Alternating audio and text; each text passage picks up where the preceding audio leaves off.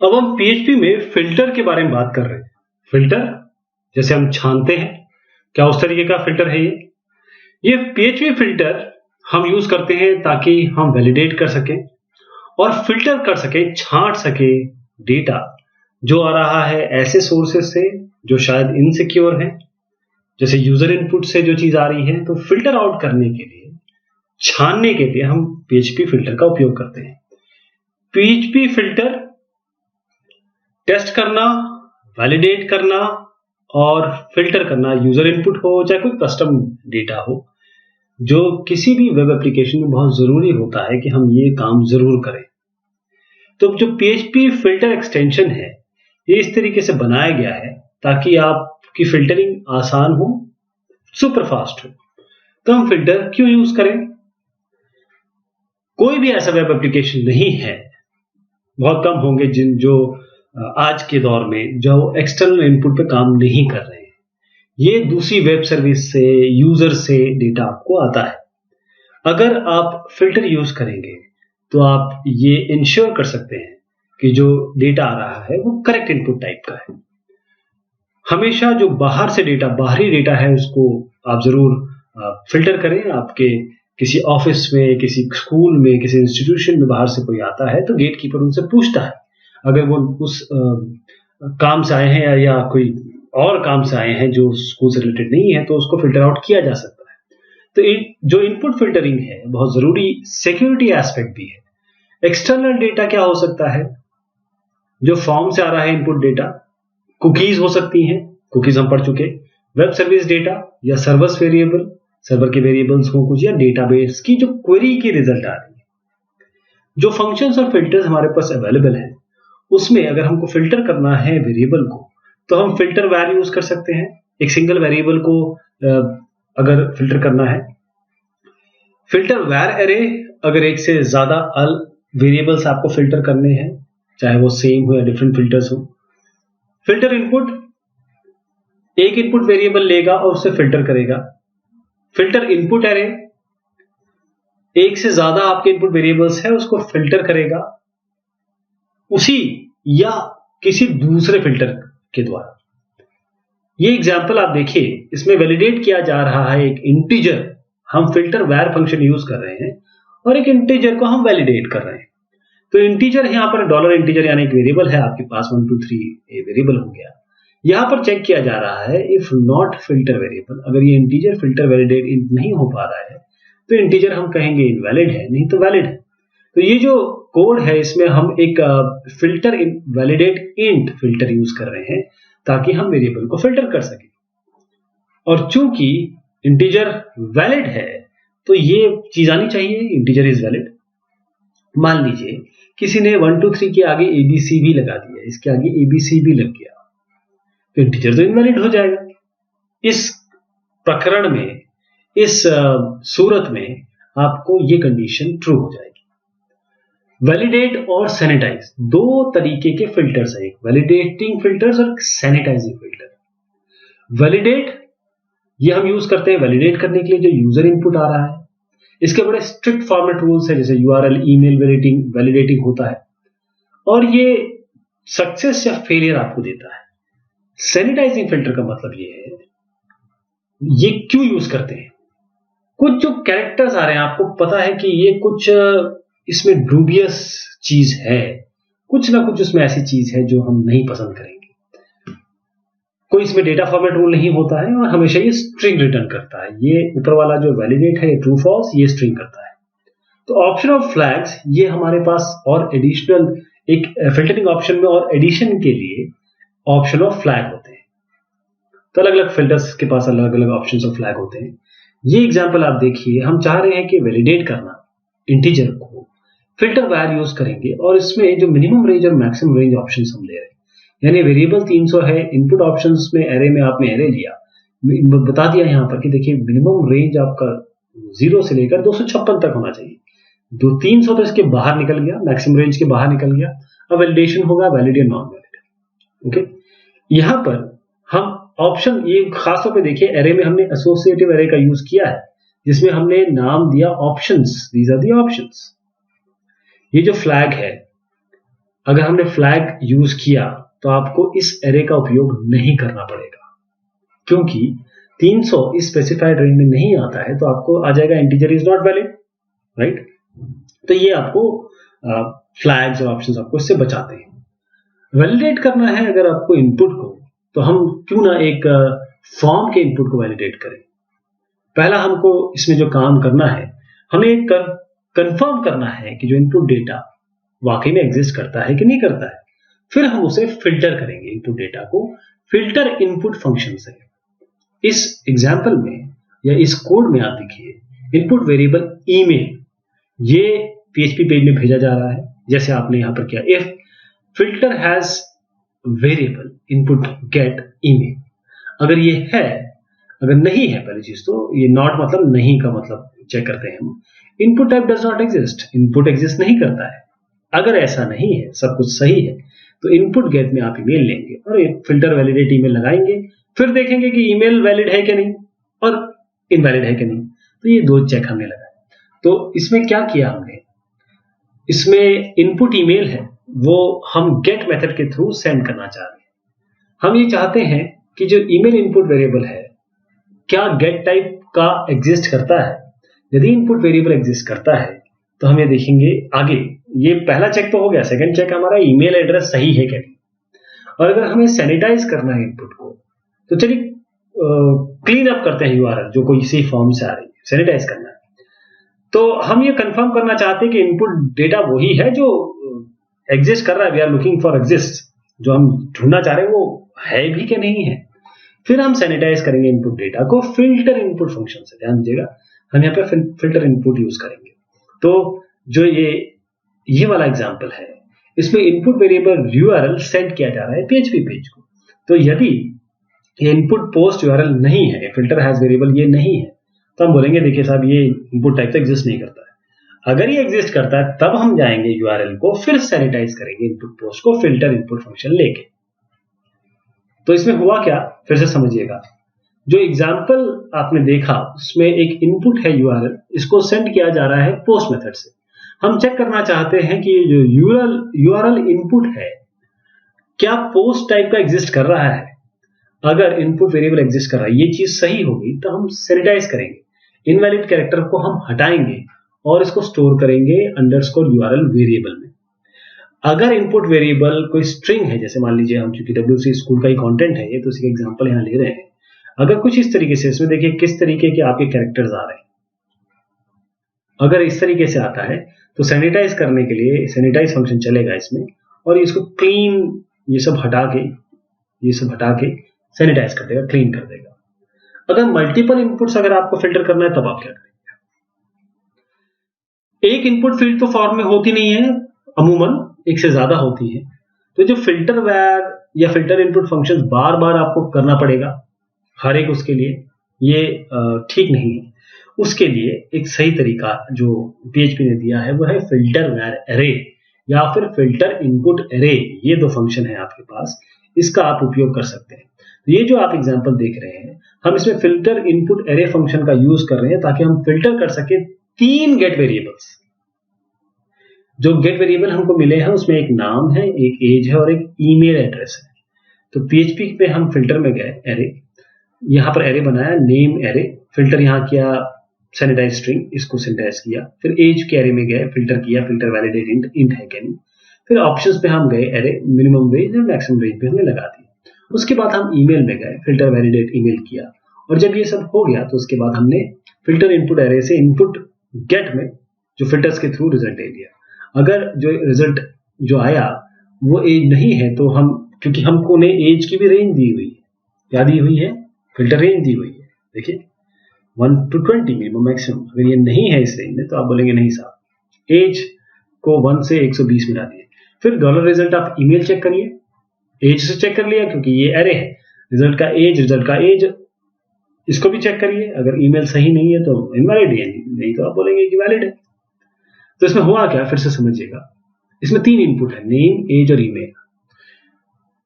इसमें get method के through आपने इसको सेंड किया, ओके, तो आपको यूआरएल में दिखने लगेगा। आपने सेट किया एक एरे जिसमें 3 इनपुट वेरिएबल्स हैं और फिल्टर आपने यूज किया स्पेसिफाइड इनपुट वेरिएबल पे। फिर आपने फिल्टर इनपुट एरे फंक्शन का उपयोग किया जो गेट इनपुट वेरिएबल से है और भी जो एरे हमने जस्ट सेट किया ये वाला। फिर हमने चेक किया एज ऑफ ईमेल वेरिएबल जो डॉलर रिजल्ट वेरिएबल में आया इनवैलिड इनपुट के लिए। अगर कोई भी इनपुट इनवैलिड है तो ये फॉल्स रिटर्न कर देगा, ये वाला फॉल्स अपने आप रिटर्न कर देगा। जो सेकंड पैरामीटर है फिल्टर इनपुट एरे में वो एरे भी हो सकता है और सिंगल फिल्टर आईडी भी हो सकता है।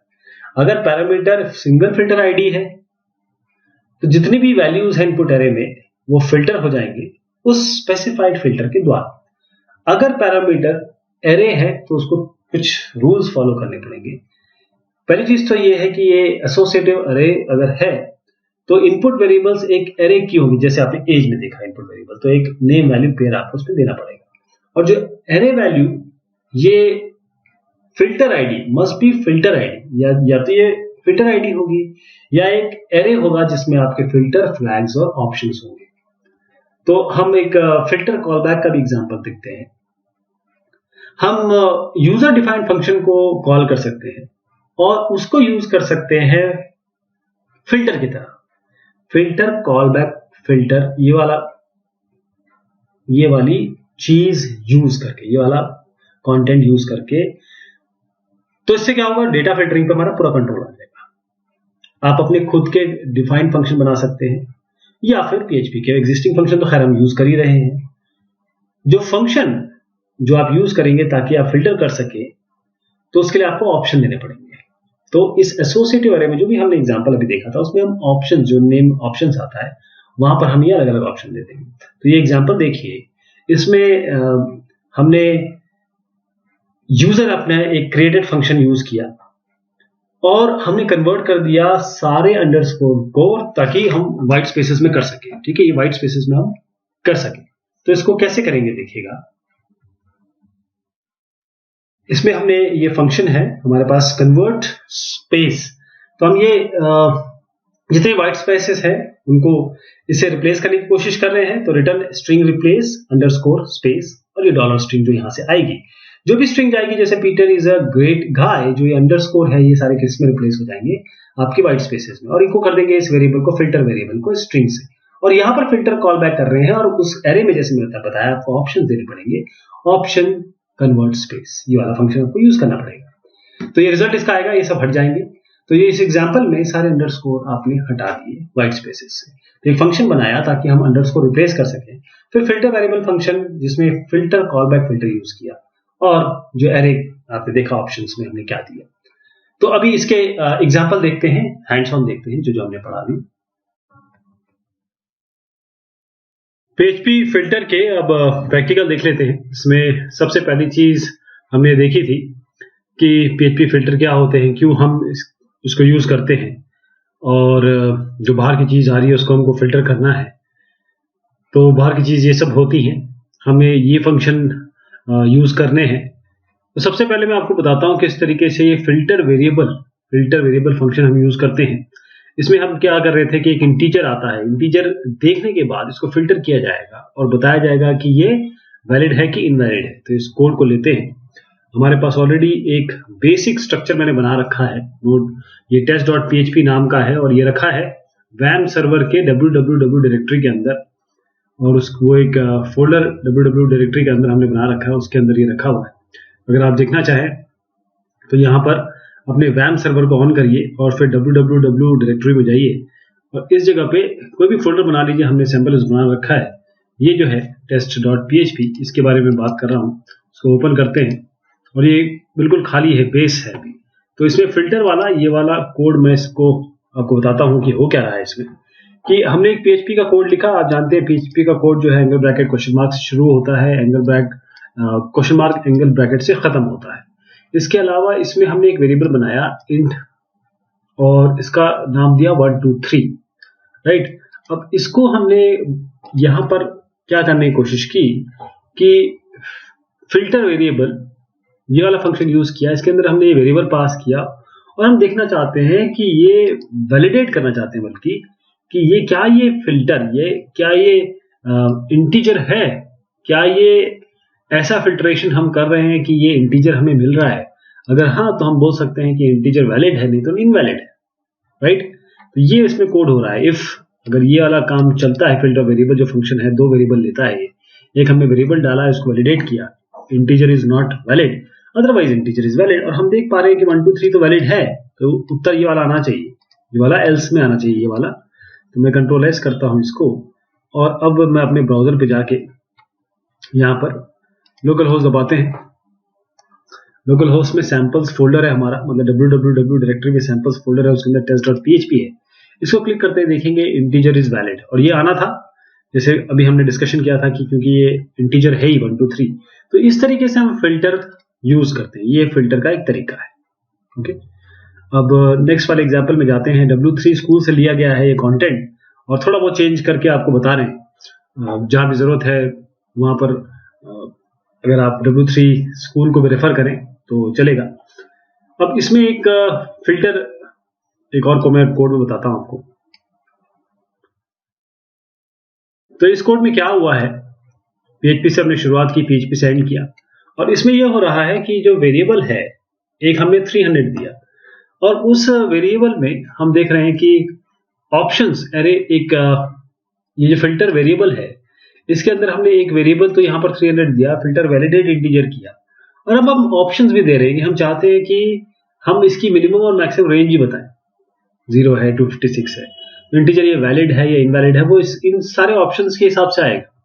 तो अब देखिए, हमने एक इंटीजर ऑप्शंस बनाया, इसमें एक एरे बनाया, और ऑप्शंस में हमने एक और एरे दिया कि भाई ये जो ऑप्शंस होंगे उसमें मिनिमम रेंज 0 और मैक्सिमम रेंज 256 इसके बीच में होना चाहिए, तभी हमारा इंटीजर वैलिड होगा, अदरवाइज इनवैलिड होगा। तो इस कोड से अगर ध्यान से देखें हम, तो ये वेरिएबल है एक डॉलर वेरिएबल, और ये 300 की वैल्यू दी हुई है, और इसकी रेंज क्या है, इंटीजर ऑप्शंस में जो हम यहां पर देने वाले हैं उसमें एक एरे दिया हमने, और एरे में ऑप्शंस पे बताया कि मिनिमम रेंज मैक्सिमम रेंज इतनी होनी चाहिए, और इस ऑप्शन से हमें पता चला कि 300 अगर हम देंगे यहाँ पर, इसमें यहाँ पर 300 देंगे, इसको वैलिडेट करेंगे इंटीजर से, तो ये तो 300 है, इंटीजर तो है ही है। लेकिन इस ऑप्शन पे आते आते, इस ऑप्शन पे फिल्टर करते करते हमने देखा कि 0 से 256 के बीच में नहीं है, ये 300 चला गया। तो अब इंटीजर वैलिड आएगा या इंटीजर इनवैलिड आएगा, देखते हैं। कंट्रोल एस करता हूं मैं, और यहां पर जाके अपने लोकल होस्ट सैंपल्स, ये not valid, integer is not valid, क्योंकि हम चाहते हैं ये देखना कि 302 0 और 256 के ऊपर निकल गया, वो 0 और 256 के ऊपर चला गया, इसलिए इनवैलिड आ गया। तो ये एक और तरीका है, एरे यूज कर सकते हैं बकायदा इस फिल्टर वेरिएबल में, ये फंक्शन आपका यूज कर सकते हैं। अब और आगे बढ़ते हैं इसमें। देखिए, ईमेल का एक चेक बता देता हूं मैं आपको, किस तरीके से फिल्टर इनपुट का हम उपयोग करेंगे। फिल्टर वेरिएबल का तो यूज कर लिया, अब हम फिल्टर इनपुट का उपयोग बताते हैं। इसमें थोड़ा सा यह है कि ईमेल आपको देना पड़ेगा, और वो गेट या पोस्ट से आएगा। तो मैं इसको केवल समझाने के पर्पज से बता देता हूं इस कोड को कि इसमें हो क्या रहा है। इसमें कुछ रन होगा नहीं, क्यों? क्योंकि जो हम फिल्टर हैज वेरिएबल, अगर इनपुट गेट से जो आ रहा है, अगर वो ईमेल से मैच कर रहा है तो, और यह नहीं कर रहा है, अगर नहीं कर रहा है तो, क्योंकि नॉट का मतलब है कि क्या कर रहा है, नहीं कर रहा है, तो अगर नहीं कर रहा है तो input type does not exist, यानी कि इस टाइप का ईमेल का टाइप एग्जिस्ट ही नहीं कर रहा है। अदरवाइज हम चेक करेंगे फिल्टर इनपुट जो गेट आ रहा है उसमें वो ईमेल है कि नहीं, और फिर उसको वैलिडेट करेंगे ईमेल है कि नहीं। कुछ इनपुट आया कि नहीं आया, पहले तो इनपुट आया कि नहीं आया देखेंगे, उसके बाद जब ईमेल हम कह रहे हैं ईमेल आया, तो हम उसकी वैलिडिटी चेक करेंगे। तो ये वाला कोड ये है, ईमेल की वैलिडिटी बताता है। अगर मैं इसको चलाऊंगा भी तो इसमें कुछ रन होने वाला नहीं है, क्योंकि ईमेल प्रॉपर इसमें देना पड़ेगा। अब नेक्स्ट वाले में जाते हैं। यहां पर है URL, इसका भी कोड मैं बताता हूं आपको। इसमें भी कुछ हुआ नहीं है, इसमें भी कुछ चलेगा नहीं, लेकिन ये कोड है, मैं आपको बताता हूं ये कर क्या रहा है। देखिए, हमने फिल्टर हैज वेरिएबल लिया, फिल्टर हैज वेरिएबल, इसके अंदर इनपुट पोस्ट के थ्रू जो URL आ रहा है, अगर URL कुछ आया या नहीं आया, अगर कुछ नहीं आया तो हम तो बता देंगे, तो input type does not exist. हाँ, अगर ये URL आता है और वो गलत होता है, तो हम इसको filter sanitize URL, filter input के फंक्शन में इनपुट पोस्ट से जो भी आ रहा है URL, जो भी URL आ रहा है, वो फिल्टर सैनिटाइज URL से ये बिल्कुल सैनिटाइज हो जाएगा। जैसे मैं आपको बताता हूं कि मान लीजिए आपके पास कुछ इस तरीके से ईमेल आता है, गलती से कोई यूजर यू डाल देता है, ये वाला ईमेल, ऐसा ईमेल कोई डाल देता है, ये तो गलत हो गया ना। तो वो क्या करेगा, ये वाला फंक्शन क्या करेगा, ये वाला फंक्शन यूआरएल में क्या, इस पे क्या चेंज करके देगा आपको, ये एक्चुअल चीज जो W3 स्कूल्स की वेबसाइट है ये सैनिटाइज करके दे देगा। मतलब ये सब हट जाएंगे, ए हट जाएगा, ये ओ हट जाएगा। तो अब ये प्रॉपर इस तरीके से मिलेगा। तो ये करता है ये फिल्टर सैनिटाइज यूआरएल। ऐसी और सैनिटाइजेशन भी है। तो ये वाला हो गया। इसके बाद एक और देख लेते हैं, मल्टीपल इनपुट्स। ये मल्टीपल इनपुट्स का एग्जांपल देखते हैं। और इसमें भी कुछ होगा नहीं, मैं आपको कोड से बता देता हूं, लेकिन इसमें कुछ रन नहीं करेगा। उसका कारण मैं बताता हूं अभी क्यों। पहले कोड समझा दूं आपको कि हो क्या रहा है इसमें। कोड पेस्ट कर देता हूं, फिर एक एक करके समझाता हूं आपको। देखिए इसमें क्या है, इस कोड में मल्टीपल, इसका कोड का जो टॉपिक है वो है फिल्टर मल्टीपल इनपुट्स। अभी तो एक इनपुट किया था हमने अभी तक। अब हम मल्टीपल इनपुट करना चाहते हैं, यानी कि हम सबसे पहले यहां पर चेक करेंगे कि जो भी वैल्यू आ रही है, जैसे अगर गेट या पोस्ट से, जैसे ये इनपुट गेट से वैल्यू आई, जैसे एज और ईमेल आया, तो एज को हमने चेक किया किससे, इस फिल्टर से। ये फिल्टर से सैनिटाइज, पहले तो फिल्टर सैनिटाइज कर रहे हैं स्ट्रिंग, और फिल्टर को वैलिडेट भी कर रहे हैं इंटीजर। तो एक तो हमने यहां पर फिल्टर से कर दिया, और उसके बाद जब ये रिजल्ट, ये एक एरे इसमें बनाया फिल्टर के अंदर, जो नाम के लिए चेक करेगा कि हाँ भाई फिल्टर सैनिटाइज, इसके अंदर जो फिल्टर लगेगा वो नेम को सैनिटाइज करना है, स्ट्रिंग को कोई भी नाम आ रहा है उसको सैनिटाइज करना है। एज के अंदर एरे हमने डाला कि ये वैलिडेट करे कि ये जो एज आने वाली है वो इंटीजर आने वाली है कि नहीं वाली है, और वो एज 1 से लेकर 120 के अंदर है कि नहीं। तो ईमेल आएगा तो सीधा हम फिल्टर वैलिडेट ईमेल, ये वाला हम उसमें लगाएंगे, क्योंकि नेम, एज और ईमेल, 3 हमने वैलिडेशन लगा दिए इसमें। 3 बेसिकली फिल्टर लगाए, एक नेम के लिए, एक एज के लिए, एक ईमेल के लिए। अब इसमें जैसे रिजल्ट आएगा जो फिल्टर इनपुट एरे, अब जैसे अभी हमने पहले देखा था, तो एक चीज जैसे एज आ रही थी, तो इसमें हमने केवल इंटीजर चेक किया कि वो इंटीजर है कि नहीं। लेकिन अगर मल्टीपल चेक करने हैं, मल्टीपल नेम, एज और ईमेल एक साथ चेक करने हैं, तो उसके लिए हम फिल्टर इनपुट एरे लेंगे, और फिर इनपुट गेट जो भी वैल्यू आ रही है उसको डॉलर फिल्टर्स, ये वाला फिल्टर सीधा लगा देंगे पूरा का पूरा। वो लगाते क्या होगा, अब एज भी चेक होगी, रिजल्ट भी चेक होगा, और उसके बाद इसकी वैलिडिटी ईमेल की जो भी यहां पर हमने लिख रखा है उसे बता देगा। अब क्योंकि गेट और पोस्ट से इनपुट नहीं आ रहा है, नहीं ले रहे हैं, इसलिए ये अभी कुछ नहीं दिखाएगा। अब नेक्स्ट मैं आपको बताता हूं, एक और इसमें है, हाँ, ये कन्वर्ट करने का। जो फिल्टर कॉल बैक हम यूज करते हैं वो यूजर डिफाइंड फंक्शन के लिए हम फिल्टर कॉल बैक यूज करेंगे। देखिए किस तरीके से, जो चीज है वो तो है। ये देखिए इसमें एक हमने फंक्शन यूज किया, ये बनाया, खुद का बनाया, उसका नाम लिखा कन्वर्ट स्पेस। इसके अंदर एक स्ट्रिंग जाएगी, जब वो स्ट्रिंग जाएगी तो स्ट्रिंग रिप्लेस हो जाएगी, जो भी अंडरस्कोर दिखाई देगा उसमें वो स्पेस से हो जाएगी। जैसे अगर हम स्ट्रिंग पास कर रहे हैं, राम शरण इज अ ग्रेट गाय, और इसके बीच में अंडरस्कोर है, तीनों के बीच में अंडरस्कोर है, यानी कि ये पूरा का पूरा शब्द है एक, ये शब्दित होगा जब अंडरस्कोर से जुड़ा हुआ है। तो अगर हम इसके अंदर फिल्टर वेरिएबल के अंदर हम फिल्टर कॉल बैक करना चाहते हैं, तो इस स्ट्रिंग को भेजिए, यहां पर फिल्टर कॉल बैक लिखिए, और उसके बाद एरे के अंदर ऑप्शंस में कन्वर्ट स्पेस कर दीजिए। जो फिल्टर्स क्या था, याद है आपको, जो फिल्टर्स बना रहे थे, वैसे एक फिल्टर, या तो फिल्टर यहाँ प्रॉपर फिल्टर बना के वो फिल्टर पास कर देते हैं फिल्टर का वेरिएबल, या फिर एरे पूरा पास कर सकते हैं। तो array options is equal to convert space. इस ऑप्शंस में आपने कन्वर्ट स्पेस यानी कि ये फंक्शन पास किया, ये आपने इसको यूजर डिफाइन किया। और अगर आप देखें तो इसका मैं अगर आपको रन करके दिखाऊं तो ये आएगा आपका रामशरण, ये स्पेसेस, ये अंडरस्कोर हट जाएंगे, Ramsharan is a great guy आएगा। तो इसको रिफ्रेश करते हैं, Ramsharan is a great guy. तो ये इसका फिल्टर कॉलबैक का तरीका है। और ये हमने देखा फिल्टर किस तरह का फिल्टर कर काम करता है। और अब आगे देखते हैं, और भी बहुत सारी चीजें बाकी हैं। बहुत शुक्रिया, बहुत मेहरबानी आप सभी की।